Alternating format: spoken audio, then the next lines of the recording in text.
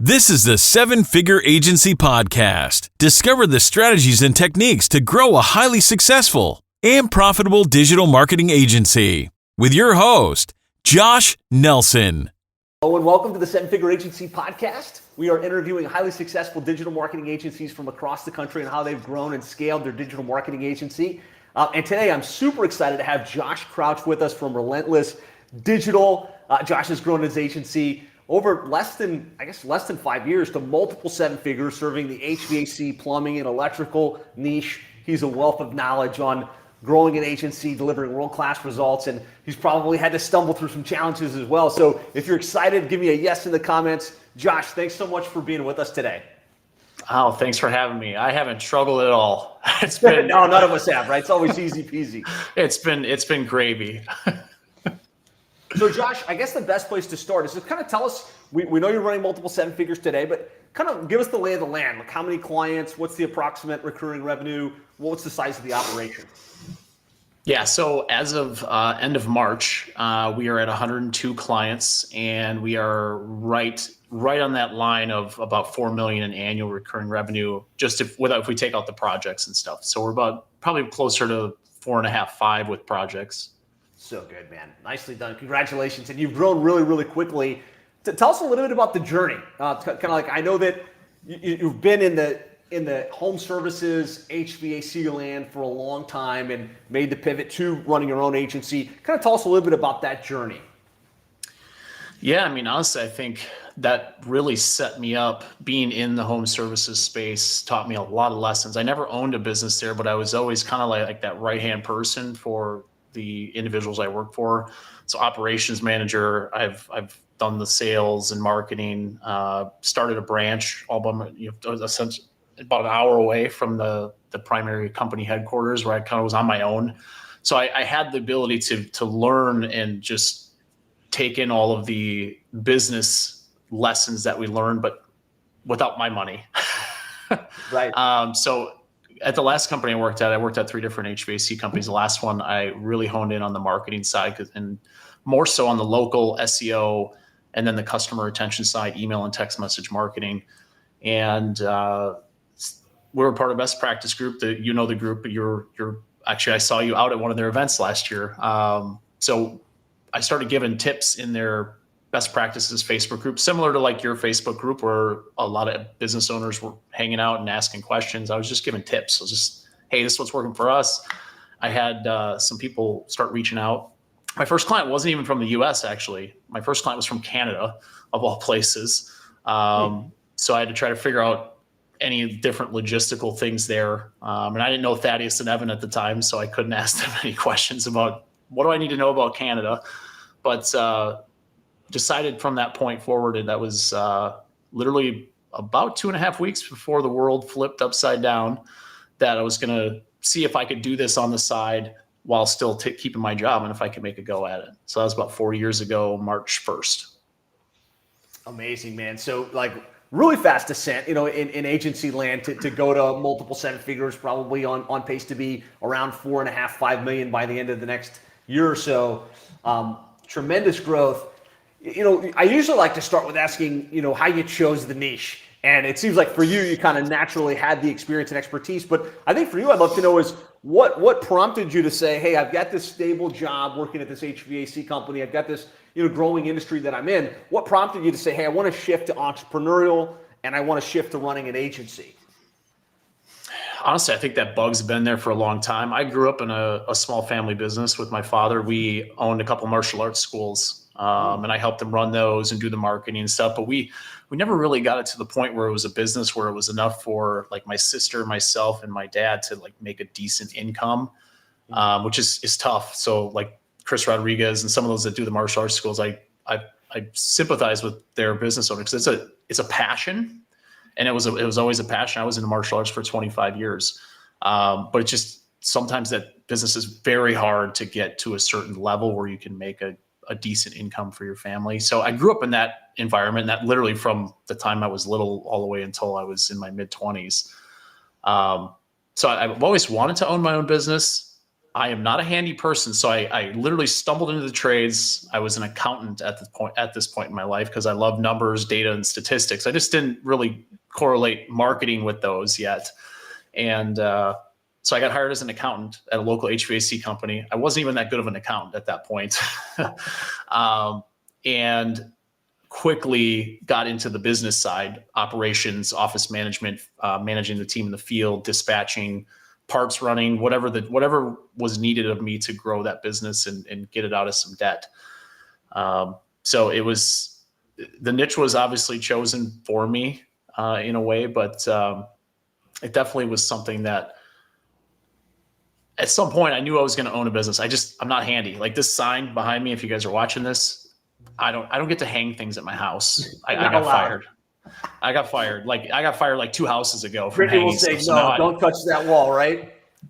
I hire someone for that stuff now because I end up putting too many big holes in the wall that we can't repair. So I didn't know if it was going to be HVAC. I thought maybe the last company I worked at, we were going to work something out. It just didn't quite come to fruition. And so I had this opportunity to own the digital marketing agency and start that. So I decided to run with it and see what we could do. Excellent. So you kind of had the job, and you were this was a side hustle for a little bit. Talk to us about how you took that from that one client to multiple clients, because that's usually a big gap. Like how do we get to our first 5 clients, that first 10,000 or so in monthly recurring revenue? Yeah, honestly, the first 3 years in business, this is literally how we grew. Is I posted online. I just shared stuff we were doing. I shared results. I started implementing the heat maps that we see all over the place on social about 4.5 years ago. So that stuff was really new then. You were on the early part of that trend. Yeah, and a lot of companies just didn't adapt to that technology yet, or didn't have it, or wasn't as readily available, where it's like everybody has it as part of their thing now. So we started seeing that. People started seeing these heat maps and what we were doing on the local side. Like, what is it? Like, it was different. Even though it wasn't a different service, it was a different way to go about it. But then I just started giving advice. Hey, this is what's working for us. Try this. This is, try this.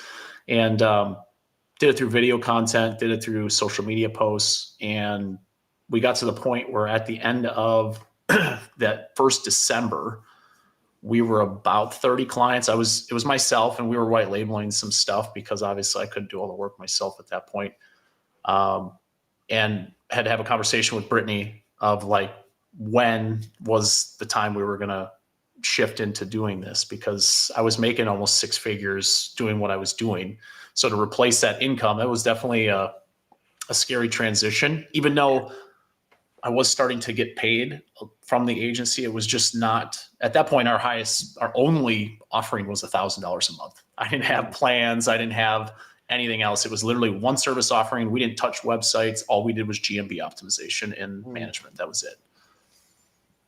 Awesome. So you focused on that one service. You started putting out, hey, here's what we're doing, showing the heat maps. When you think about where that was posted, was it predominant? Like, because usually people think, oh, does that go on YouTube? Does that go on like your blog post? Or is that mainly on your personal social profile and some groups that you were in where you had an audience that already you knew were in that industry?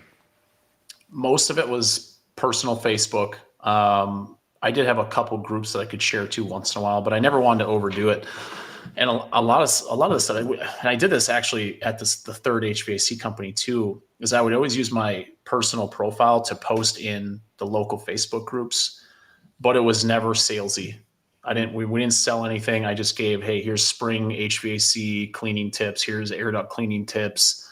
Make sure you turn your circuit breaker off on your AC in the fall. Just little things to help people out so they didn't get mice in their AC unit, just little things that we could help with, and carry that over to what we do on the digital marketing side as far as different advice and tips, and just gave away the stuff. And people obviously, just like anything else, they think they want to do it until they get into it and they're like, yeah, I don't want to do it. I want to hire someone. So you're the ones talking about it. You must know what you're talking about. I'm going to hire you.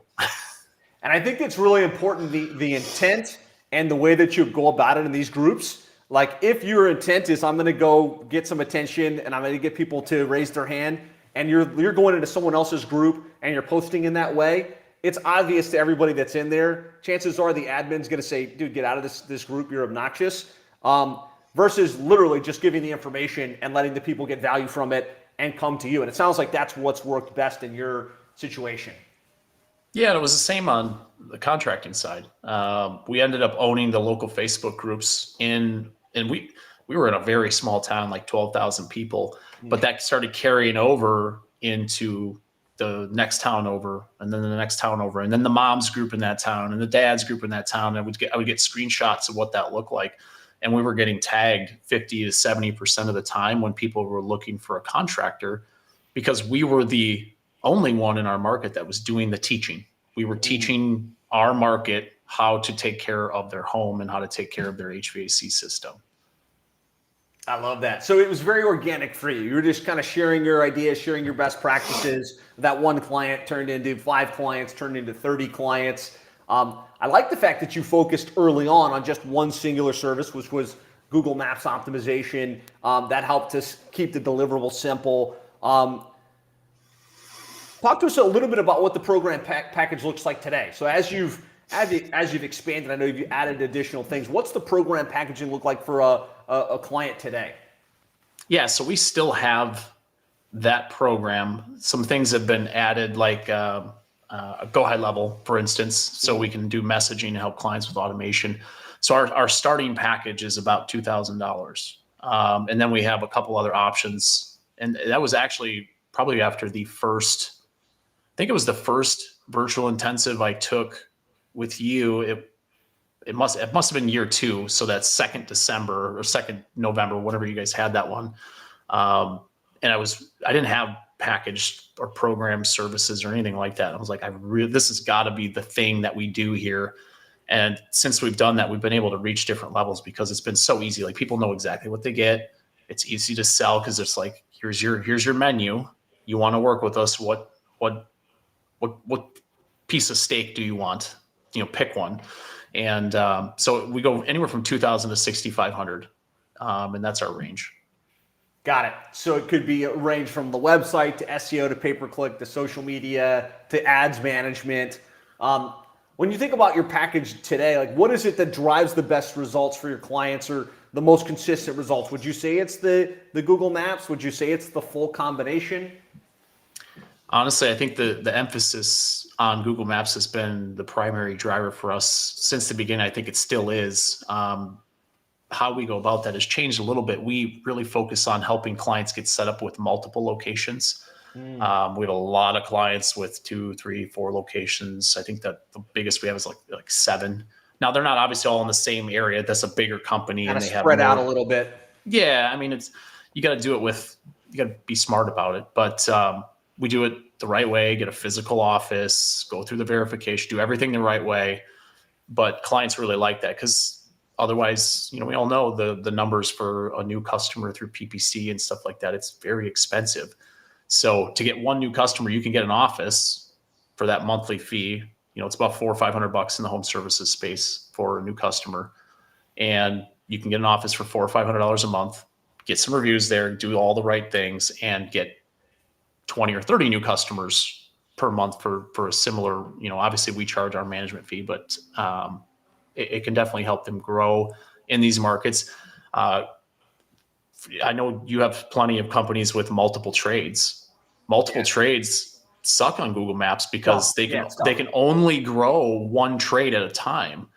So things like that. We have clients that have all 3 trades, HVAC, plumbing, electrical, and they have one GMB. And I'm like, there's a reason why your plumbing and electrical divisions aren't growing, or at least not growing like you want to, because they can't. The primary category is such a heavy ranking factor so that's usually the advice we're giving on the sales side. Like, before they even start with us, like, hey, if you want to work with us, this is our strategy. This is what can move you forward.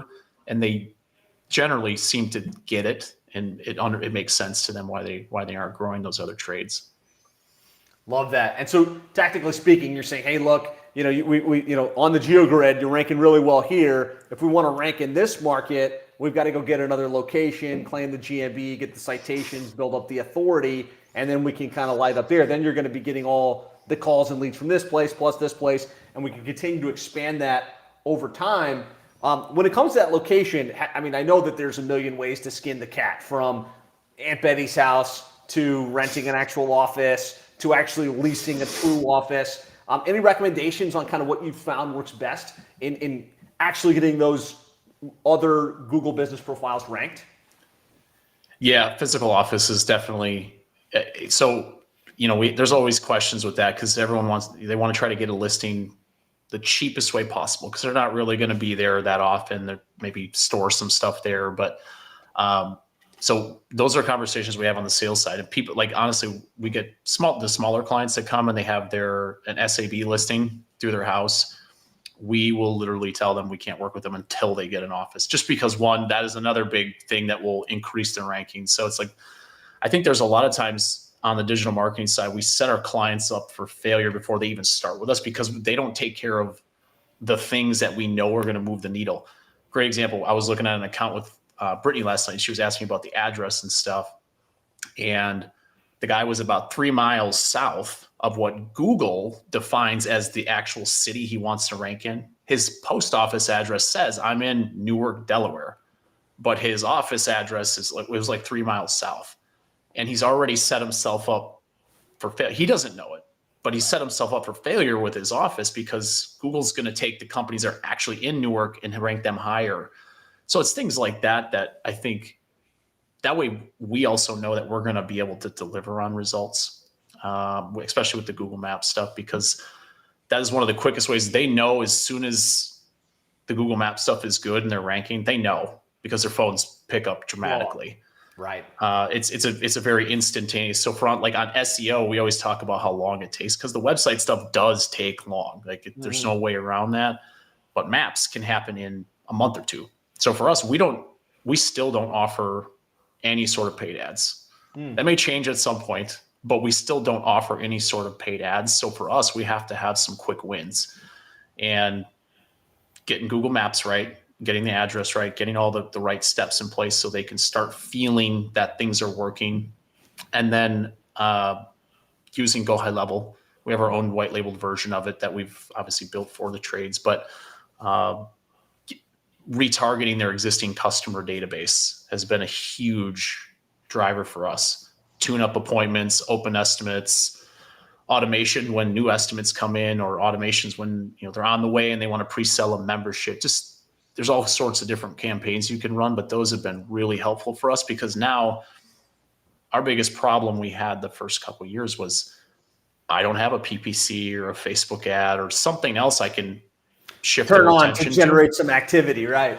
Correct. So we had to have something that we could flip the light switch on, be like, okay, great. You're slow right now. I understand that's frustrating. Give us your customer list. We'll work our magic. We'll get you some appointments. We'll keep you busy. And then that will come up to the next busy season. And that's been really great for us. So good. So it's really a focus on organic traffic and then a focus on marketing back to that past customer base, to that past prospect base, which probably a lot of the clients you work with haven't done anything with that past customer base, right? It's just kind of sitting there in their system, and it's like found money that like you were able to help them tap into. Well, they tried, or they have signed up for programs. I won't name the programs, but they become expensive paperweights. We'll say that. So yeah, they sign up for them because theoretically they know they should be doing something. They all know that. That's not. You don't have to convince them that it's a smart idea to email and text your past customers. It's just that they don't have the time. They don't know how to do it. They don't know how to set it up. They don't know how to set it up where it's more of a drip over a week or a month, for like open estimates. They don't know how to drip 5 text messages out over the course of a month. So that way they're continuously following up. And I think that's where there's a ton of value. And now with the AI technology that's out there and AI bots, and there's a ton of value from the agency side to do exactly that, is to help them set up save time in their office and then have these conversations where their office staff doesn't get burdened with them. Because the other thing that they don't do, we'll send the messages out, we'll send them the notifications when somebody's ready to book. They don't have somebody to manage the conversations from that point, and they will still have issues there. So there's still always challenges to fill, but for the most part, we get them like 90% of the way there. And it's like, hey, you guys got to book the rest of this. Like they said they want a morning appointment on Friday. I can't, like I'm literally dropping them off at the doorstep. They're ready to go. They got all their, nice clothes on that just need to cross the threshold into your schedule or your calendar.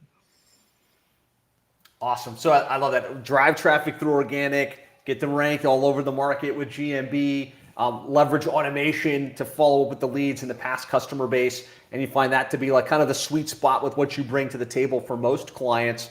Going back to the Google Maps question, you mentioned if they don't have an actual location, like if it's a house, you're like, look, this isn't going to work. I think it's important as an agency owner to recognize what's actually going to work and be willing to say, hey, this isn't a fit, right? If you're not willing to go get a location in the proper city where you want me to rank, I'm not going to be able to get you ranked there, right? And maybe it's better if we part ways. Be willing to have that conversation. Well, it's funny.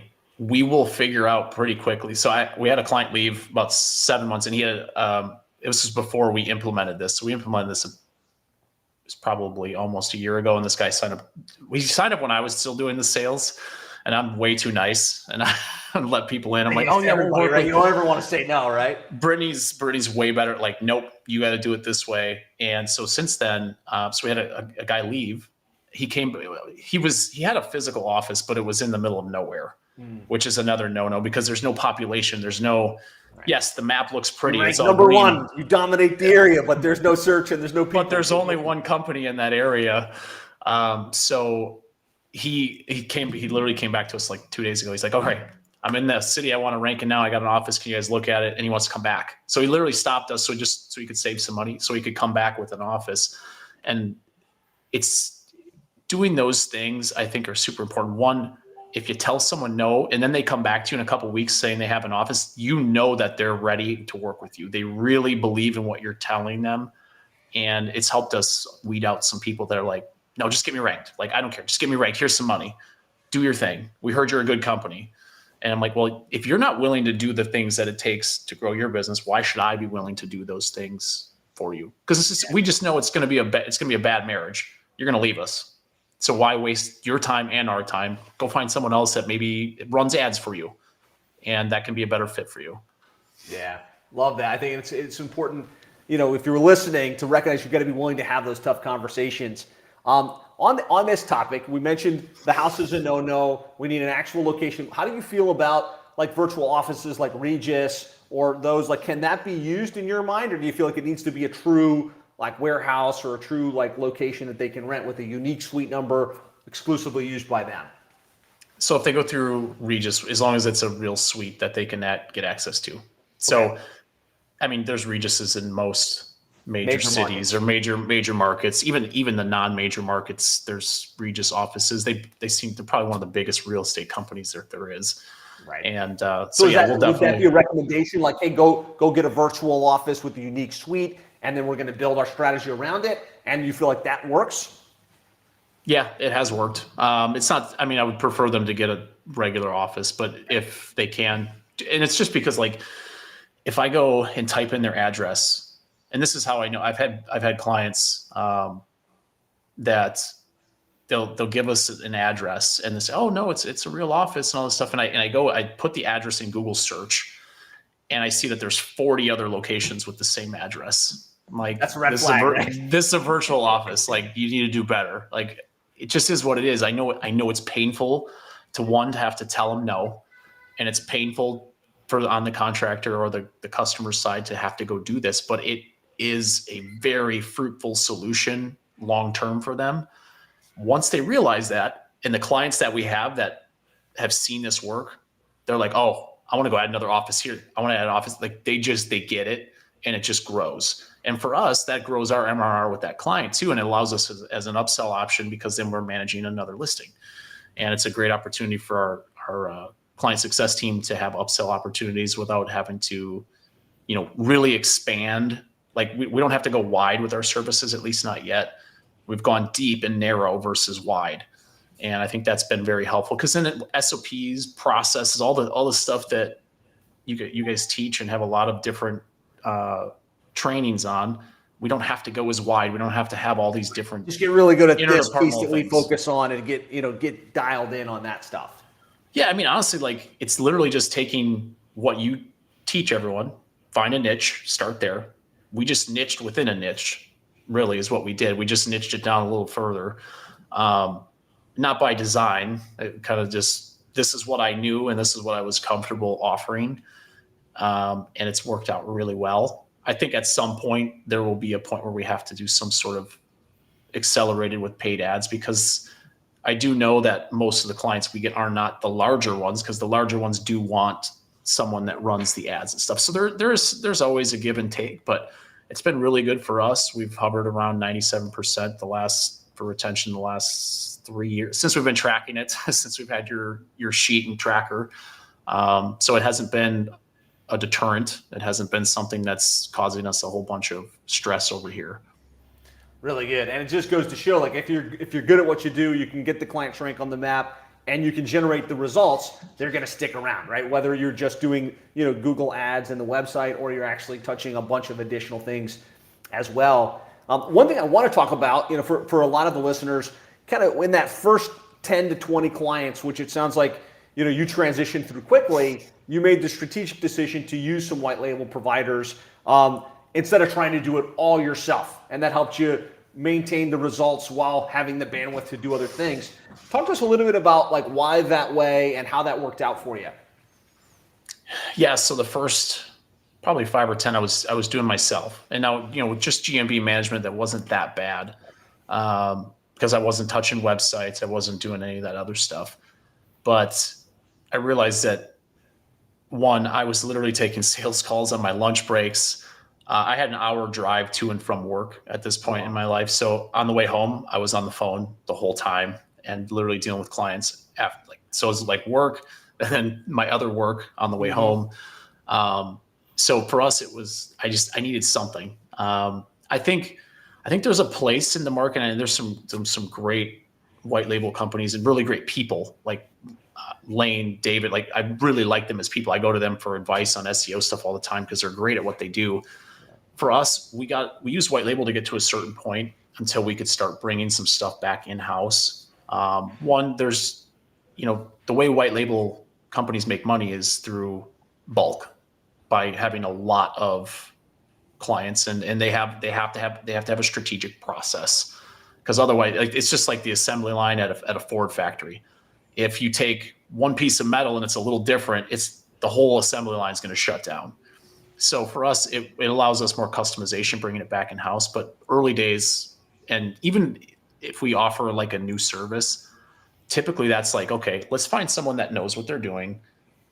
Let's see if it's something that at some point we want to bring back in house. And if it's not, if it's something that's like, hey, this is going good, and if we just keep it there, that's fine. Like, if we ever did white label Facebook ads, Casey in the group does our Facebook ads. He does a phenomenal job.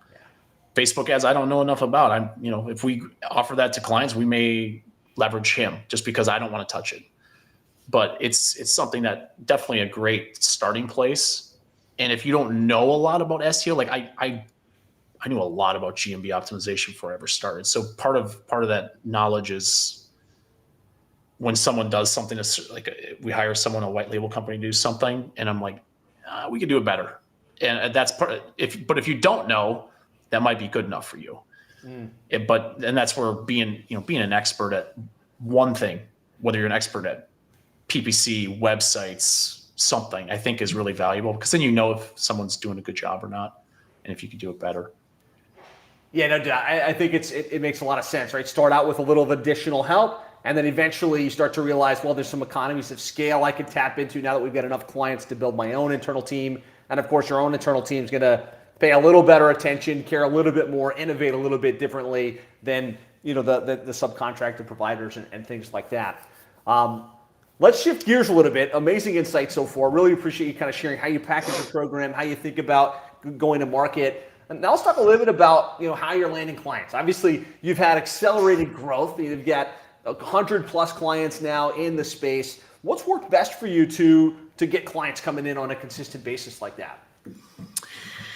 So this will be a little longer answer. So the first 3.5 years, content.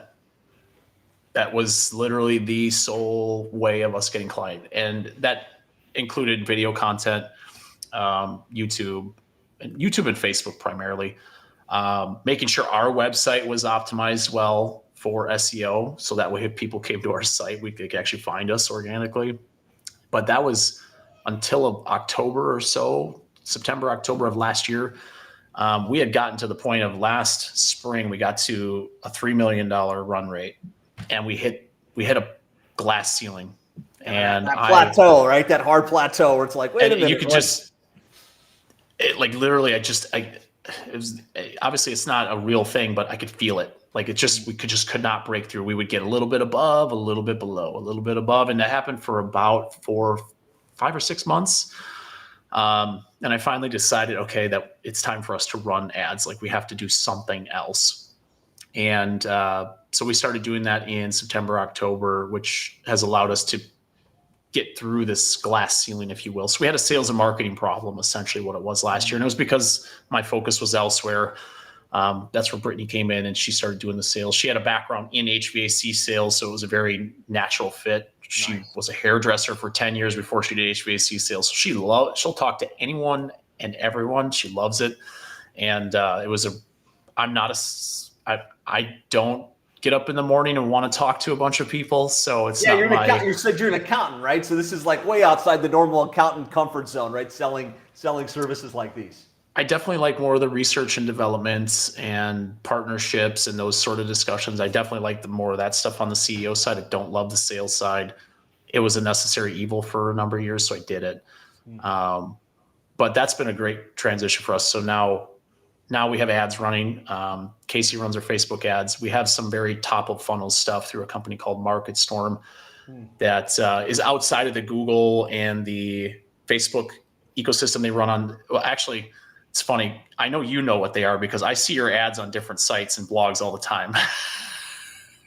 So what you're doing is kind of what we're doing too. We're getting people higher up in the funnel, trying to drive them to our website, and then we're retargeting them on Facebook. And then I've ramped up the short form content the last 3 months or so because now I have more time to do so.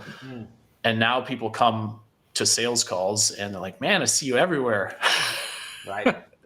And they're already pre-packaged or pre-programmed they have a certain feel about us before they ever get to the sales call. They have a certain, I like something that this company is doing. So we're already a step ahead of our competition in that way. Feels so good when a client comes to you pre-positioned to buy, right? And that only happens if you're positioned because they saw you on a video or they listened to a podcast or they saw you speak. I want to go back to the conversation of the plateau, right? Because when we hit those plateaus, there's really only 3 things we can change, right? Number 1 is we can sell more clients. Number 2 is we can reduce our churn. Number 3 is we can increase the amount that the average client is paying us on a monthly basis. And it sounds like in your case, it was we need to ramp up the marketing engine a little bit, right? Which was adding the Facebook ads to the equation. Outside of that, it was mostly organic and content. I know you do some really innovative things with podcasting. Would love to hear kind of what your idea behind the podcast was, how you leverage it. You didn't mention it, but I feel like that's probably one of the main positioning assets that you leverage. Yeah, so it's funny. We actually don't talk about Relentless hardly ever. Obviously, it gets dropped in conversation that we own a marketing company and stuff like that. We do put our links at the bottom because my team does help with some of the production. But it was 2 months after I left the HVAC company. So we're talking March of 21 now. I left that to do this full time. I started asking a guy that I knew had a podcast for a number of years called Service Business Master. I started asking questions. We knew each other from the same coaching group that I mentioned earlier. And then even before that on some other Facebook groups, we had interacted several times before. So I knew him pretty well.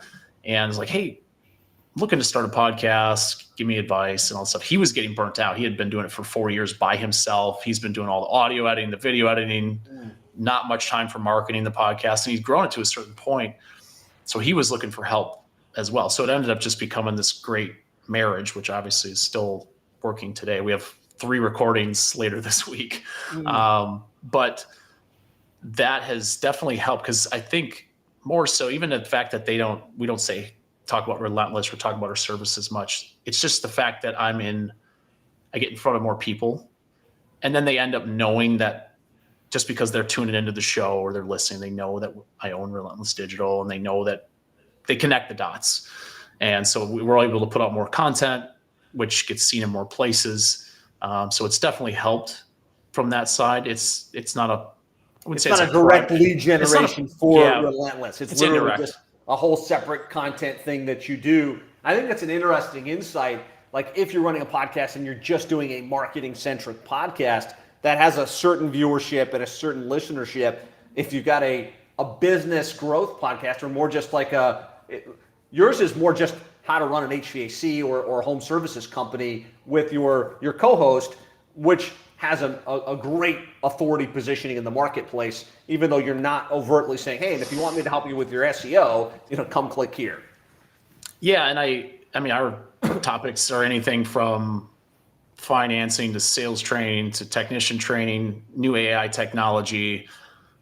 Some of it's just stuff that's not even closely related to digital marketing, but it brings in a broader audience, because there's some things for some people, there's some things for other people.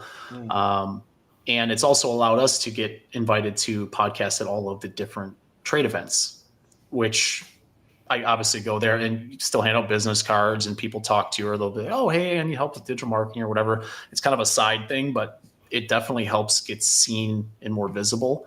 And I think it also, we're not constant, just like I talked about with the local Facebook groups and the educational content. I'm not throwing buy from me in their face all the time. It's just, if you like us, if you like what we're about, come talk to us and see if you like what we have to offer. If not, that's okay too. We don't throw ourselves out there to be like, hey, gotta buy from me. And I think that people resonate. It's that, I'm sure there's some fancy term or someone studied it, but it's kind of like that attraction marketing, where it's like, you're not trying to sell me something. Like, well, I will tell me more. It's like that you draw them in that way, even though it's not the intent. It's just the way, I guess, we're wired as humans to, if someone doesn't try to push something on you, like, well, wait a minute, hang on, don't leave, tell me more. Yeah, I love that. I think it's a good insight, right? If it feels like your podcast is literally just you opening loops and trying to get people to schedule in, that's not going to be really that interesting or attractive to your audience. I've observed two things you do with your podcast I think is interesting. I'd love to kind of hear the thought process behind it. First is, I do see when you're at industry events and conferences, somehow or other, you're setting up like a booth and you're doing some type of live podcasting. The second is you've also got these sponsors, it looks like, where you got their logos and they're helping to sponsor that. Can you talk about those two strategies a little bit? Yeah. So the first, actually, so there's the biggest heating and cooling industry event of the year is called AHR Expo. Mm-hmm. It's not really just for contractors. So it's more so like there's contractors, manufacturers, distributors, wholesalers. It's the whole gamut. It's the entire industry. But a number of years ago, this was actually before I started with Tersh, they started something called a podcast pavilion. And so now and Tersh was a big part of that. Him and a guy named Brian Orr, who actually got him into podcasting back in 2017. So they started that. And then from there, we both him and I have having conversations with different industry event leaders and stuff like that, people that throw the events, that they invite us to come. It's like, well, hey, you should really do this, and start, we give them some value. Like, hey, your event, a lot of these events have been run the same way for 10, 15 years, and they haven't adjusted to and I hate calling it this, but the influencer marketing thing, because I will never look at myself like that. But so now they're starting to have conversations about like, well, let's do this. And now they're starting to put those things together. So other podcasts are also getting that too, because people like to come see the podcast. They listen to these people all the time. They want to come meet them. So we're getting that at several different events now, where there's a nice station. They usually put it right in the middle in the walking path, so everyone can kind of see and take pictures and all that stuff. It's kind of turned into its own thing. So that's been really great. But that's us having conversations with the leader of Service Nation and the leader of some of these other event organizations. Nice. And then about 2 years ago, the big CRM in our space, I know you know who that is, had approached us about doing some sponsorship stuff, and we had a conversation with someone else, a different company, and we decided to turn the podcast into something more than it was. So we actually opened up a separate LLC for that and started taking on sponsors and figuring out what that looked like. So today we have 5 sponsors, and actually later today I have a meeting with one that wants to become the 6th. Wow. And so that's turned into its own business, which is great. It's obviously not the same amount of revenue that we make here, but it is a nice little side income. And then from there, we decide, do we want to do some courses or do we want to do something else? So it's turned into its own business. But it all started from one, having a show that was valuable enough and people realized it was valuable enough. So I think that takes time. But I think even on a small scale, if you're in a really tight knit industry, I think getting with some of the thought leaders, people that are the Tommy Mellos of your industry. If you're in the home services space at all, you probably know who Tommy is by this point. But if you get people like that and you can get some notoriety around your show, you can start getting some eyeballs. And there's so many different organizations within your industry, financing companies, CRMs, all these different software companies. They're looking to get their products in front of the same clients that you're promoting to. And there's a lot of value because one, they get the logo and the links and all that stuff. But when you go to industry events and you have those conversations that nobody knows about, those are the most valuable because that's where you get to your recommendations. So obviously for us, it's been really important to partner with companies we truly believe in so we can actually say, yes, we think this is a great fit for you because it's a great organization and they have great people. Love it. Thanks for sharing those insights and kind of how you put that together, what the thought process behind it was. I think that's some great like next level thinking. Yes, have a podcast, but if you can start to actually make it something super relevant in the industry and you can tie it into the industry events and you can get sponsorship revenue, now you're actually getting paid to create the content to elevate your positioning, which I think is really interesting. I want to go back 2 steps. As you mentioned, you started running ads and you started creating short form content. And I think your short form content is great. Any tips on kind of how you come up with the topics and kind of what your recording flow is for that? Yeah, so I used to do my own stuff for that and come up with the ideas and list it all out and stuff. And that was painful. Hard work, right? Hard mental work. Like in doing that though, I realized like these guys that have these great channels and make a ton of money just doing YouTube, it is so much work. It is insane. Like it's way more work than we give them credit for. It's like, oh, they made a couple of videos and they're super popular, but they worked at it. Like Mr. Beast, like the guy probably never sleeps. Like there's no way. But but I stopped for a while just to build the business, SOPs, processes, hire people, all the stuff. And that's really when we started having that sales and marketing problem is I wasn't doing as much of the stuff that I was doing previously. I know Alex Hormozy talked about that in his second book, $100 Million Leads, I think it was his wife because they were figuring out like why was performance down on all their paid media. And I think Layla, I think is who asked him, well, what are we doing differently, but what did we stop doing? And what he stopped doing was content. And so that kind of resonated with me. I'm like, yeah, well, that's what I stopped doing too. And things started to peter off. And now I hire someone, especially for the short form, they come up with the ideation, comes up with a variation of a script, and then I give my take on it. So I did hire someone to do that for me now because it is just a lot of work. Like mentally, like, yes, you can use ChatGPT for this stuff, but it only gets you so far. Right. So he comes up with 20 to 30 video topics at a time. I'll go through yes, no. And then I'll add to his script or take away from based on my experiences. But then I'll shoot 20 or 30 short form videos at a time. And then they post everything. Then they do the editing, they do all that stuff. But it's $600 a month. It's really cost effective when you think about it from a marketing perspective. I mean, to get 30 videos out there and all the time that would take you yourself. So it's been really good. I think I got our second or third list of videos that I'm on now. It's been really good. It's gotten me into a flow.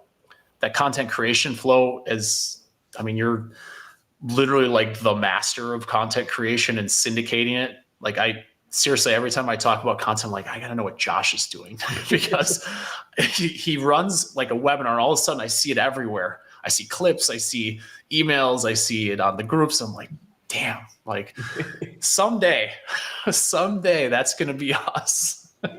So just to give kudos to you, because it is impressive what you're able to do from a content perspective.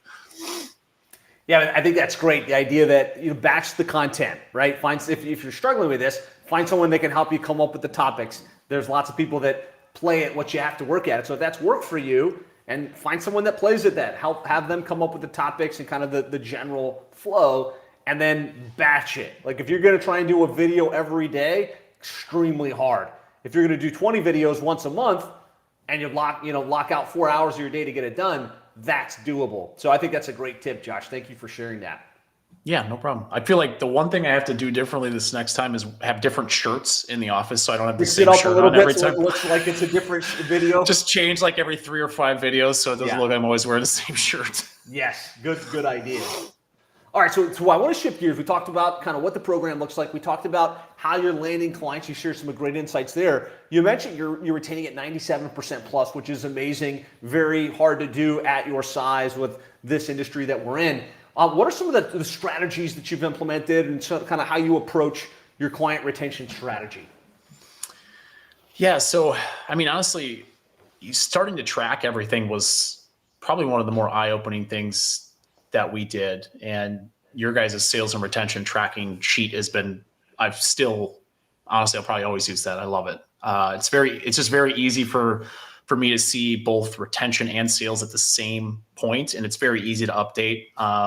At some point, I'll have my executive assistant probably take that over, but I like actually updating it and manually putting it in. It's something as a CEO I like doing. Like a sale comes in, I'm like, ooh, let me see where the numbers are. But one thing that we did, so now we have 4 account managers. We call them client success managers, and we just hired 2 more. So now as we're building that department, one thing that we really had to do is start identifying at-risk clients earlier than when they leave. And that's a hard thing to do because we struggled with it for a little bit, but we really gotten into a point, like every Monday morning, our entire CSM team will meet and we have a red zone client list. And we also report on that metric for our EOS meeting on Tuesday, which is shortly after this podcast is over. So we know now we have 102 clients. Of that, what percentage are at risk of leaving based on the factors that we have. And then from there, individually, the CSMs are going through as a group, talking about the issues, and maybe someone has a suggestion. Maybe someone has dealt with that in the past and they can give some advice. But that I feel has been really good, because then we also know we got to give extra attention to these clients before they leave, because there's something not right. Either we screwed up, they're having money problems, they keep saying they're slow, whatever the case is, we know we have to give some extra attention. Maybe we have to put some extra value or some extra elbow grease into that account. But it's really helpful for us to know those things ahead of time. It's like forecasting essentially of what could go wrong if every one of these clients leave. Love it. So measuring, right? What you measure gets done and always improves. So just making sure you're tracking that. If you run an agency and you don't know what your churn is right now, that's probably a problem, right? If you don't measure it, you can't improve it. And all of this is like kind of red zoning the clients and having, not just hey, let's wait for the client to email us and be worried. Let's proactively look at what clients potentially are in that red zone and strategically on our weekly rhythm, figure out what we can do, maybe from a results perspective, maybe from a relationship perspective, to move those red zone clients back to green. Yeah, and I think to one step further, something that we're working on, but our director gets involved. They have a task in offboarding to do a full recap of that client and go through and look at, we use Fathom for Zoom recording. So look at the Fathoms, look at the emails, look at the campaign in general. Where did we mess up? Does it go all the way back to the sales process? Did we let the wrong client in? Right. And that happens more than we probably all realize. We should have never let this client in because there was red flags in the beginning. We have one right now that we just go back to the sales process and all the questions and the multiple times we had to repeat the same thing. We know we shouldn't have let him in. He's been nothing but a problem since he's come on board. And again, it's just knowing those things, you can fix them. But you have to look at them. But then again, you also have to hire people because you can't do it yourself. You can tell yourself, oh, I can do that. And then you know what's going to happen? Nothing. You're not going to do it. But that's where you start. As you start building that department, get a director role or a senior account manager, something where that person can dig into the account, spends a couple hours going through everything, asking questions, doing like an investigator. There's a crime scene, a client left. That's a crime scene for us in the agency space. Let's investigate. Let's find the cause of the problem so we can try to fix it so that we don't have that issue later. And that's been really helpful for us because that's also why we say no a lot on sales calls because we don't want everybody. We want to work with the people that we know are going to stay and ones that we're going to have a long-term relationship with. Love that. And kind of just taking that a step further, a lot of us, the client cancels and we're like, okay, shut it down, move on with our lives. Next. But that's a massive opportunity to, like you said, let's go investigate. Let's figure out what the break point was. Maybe we could fix it, maybe we couldn't, but how do we improve going forward so that retention cycle can improve for the future clients we build? I think that's a great insight. And so shifting gears now to the team, you've grown to multiple seven figures. You've moved from just you and Brittany to now you've got a team. Talk to us about kind of how you structured that team and your thoughts on team building and leadership. Well, it was funny. We had, I don't know if it was one of our employees made a joke kind of because we added a new position recently for one of our CSMs moved into a campaign coordinator position, which is text and email marketing because we're doing so much of it. And we likened it to, building the plane while we're flying it. Right. And honestly, we've done that multiple times. Like we hired our ops manager almost 2 years ago in June. I had an idea what that person would do, but I didn't have like daily, weekly, monthly, quarterly responsibilities. So it is a leap of faith sometimes when you hire positions that you have not hired for in the past. You know that you need to hire someone with maybe a certain skill set. You just don't know exactly what they're going to do on a daily basis. So we've had several of those. Like when we first hired a director of client experience, I'm asking questions in the group and trying to ask anyone I can. But until you hire them and get into the nitty gritty, you just don't know what you don't know. But you have to be willing to take the leap to hire that person because it's the best thing I've ever done was hire an ops manager. The next best thing is hiring a director for the client experience team because it frees me up to kind of be like a rover where if there's a problem, I can go there. Like right now, sales and marketing is doing really well. Ops is now we're at capacity. So I'm shifting my time and my energy and resources into focusing on ops. But I'm able to do that because I don't have to do all the day-to-day stuff that our ops manager does or our director does, or we even have a team lead on the CSM side. So those people are still taken care of for at a very, a very ground level. Like they always have someone that they can reach out to for help.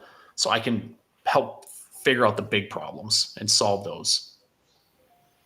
Love that. And kind of that analogy that like, as you grow, you recognize you have a gap, you recognize there's an opportunity, you get prepared, like, the job description and what the job posting is, but you just have to take the leap, right? And you have to work through it as it goes until you get stability in those different roles within the company. And obviously you've made some leaps and you've gotten some great people in place. What is your meeting rhythm or your leadership process look like to keep those leaders engaged and to, keep things getting done? Yeah. So this is where the experience on the HVAC contractor side comes in. Is one of the best things that we ever did was with our technicians. We had 2 to 3 trainings a week and it was a very regular schedule. So as soon as we started having account managers and CSMs and stuff like that, that was something immediately from day one I wanted to implement where we meet 3 days a week. It's turned into something like it used to be just training on SEO, GMB. Like I wanted them to be more strategists, not just, hey, client has a question, I got to go to the team and then play this game of tennis or ping pong or my favorite pickleball. Let me check. I'll get back to you, right? Clients are okay with hearing that. They don't want to hear that a lot. Like at some point they're like, God, every time I email this person, they clearly don't know anything. So we wanted to train them up. So we've invested in some like Sterling Sky, local U type trainings where it's 5-figure trainings for the team so they can learn and grow. Bright Local has awesome trainings. There's literally trainings everywhere. But 3 days a week. And it's funny. We had a new director that we had to hire for the CX team. And typically they see that schedule of the 3 trainings. They're like, well, we could reduce some of that time and we could get to a point where they have more clients. And I'm like, no, it's like literally a non-negotiable for me. It's like, I will not remove the trainings. We'll remove them like if everyone's really busy this 1 week or something, we'll remove a training. But as a whole, that stuff has to stay. So that was number one for us, and that is going to be with us till the end of time, is that training schedule for our account management team, because I want them to be able to answer 75% of the questions clients give us. There's always going to be something they need to come to me or someone else on the team for strategy, but they can answer most, and they're really good at that. About maybe a year ago now, I realized that from a leadership perspective, we were having a lot of meetings that weren't super productive. Like we had a long doc with like all the notes and all this stuff, but we weren't getting stuff done. And so we did shift into EOS.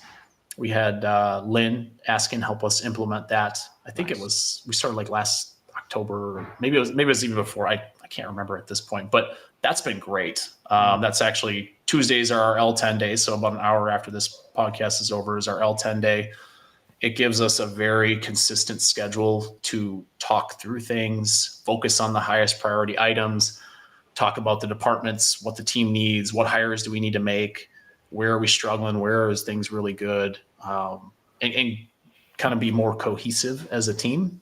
So that's been honestly one of the best things we've done is done that. Now we have it to the point where in January we're able to move that to departments. So now ops has their own weekly meetings, CX has their own, sales and marketing has their own, which has been great because then we can focus on the really granular details of each department and make sure that the goals all align to what the company goals or the leadership goals are.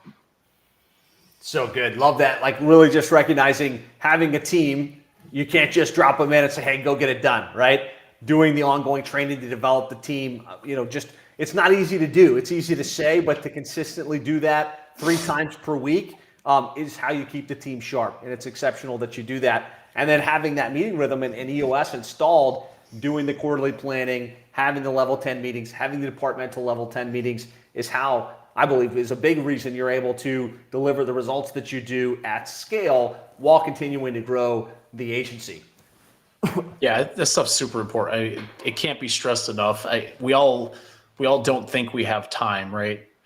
There's no time in the day. I'm super busy. I'm at capacity, but we have to take the time. It has to be a non-negotiable, and you just have to tell yourself that, like, no matter what is going on in your business, we have to set aside time with no distractions and have these meetings, because if you're not training your team, they're not growing. So that means they're staying, but they're not getting any better.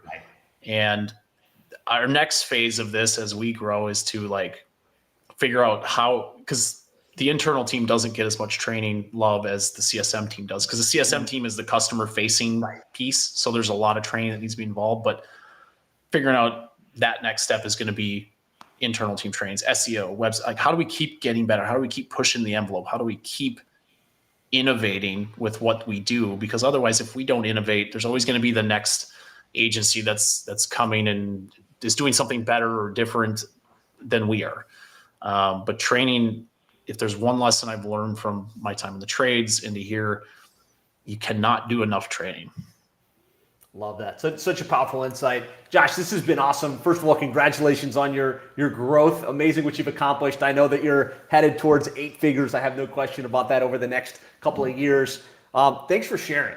Thanks for coming on and sharing what's worked for you to land clients, deliver results, retain, and then scale your team. As we wrap up, if you had one last piece of wisdom, one last insight for that agency owner that's trying to get to the next level, whatever that happens to be for them, what would that be? So for me, it's two words. It actually drives with our company name. It's be relentless, and that's kind of like it's actually our number one core value. You can't stop. Like you cannot look. There's plenty of reasons to maybe not like your life for a little bit of time or something like that, but you can't give up. Ask questions. Like I'm not an asshole. Like I will ask and to get to the answers. I won't keep asking the same questions, but ask. If it's Josh or someone in their group, or you find someone, like network, even outside there, someone that isn't in the same group, just network, learn and keep asking questions. Just don't stop until you get an answer. That's probably the one thing that's benefited me the most, because I did not grow up in HVAC. I had no idea how to run an HVAC business, and I just kept asking and asking. And I still try to learn stuff on the HVAC business just in case someday I decide I want to invest in one or do something else. But you just can never stop asking and learning for yourself. So spend time. I think EOS calls it a clarity break. Find time to invest in your education and make sure that you continually grow as well. So good. Love that. Be relentless. Guys, thanks for watching today. If you got value, please hit the like button. Post a review of this podcast on iTunes. That's my preferred place for a review. And be sure to reach out to Josh Crouch. Thank him for sharing. Thank him for his abundance mindset. Josh, what would be the best way for the viewers, listeners to connect with you? Facebook. I'm on Facebook way too much, but Facebook. So hit him up on Facebook, and we're going to wrap it there. Thanks so much, everybody, for listening and watching. Josh, you crushed it. Thanks so much for your time. Thanks, Josh.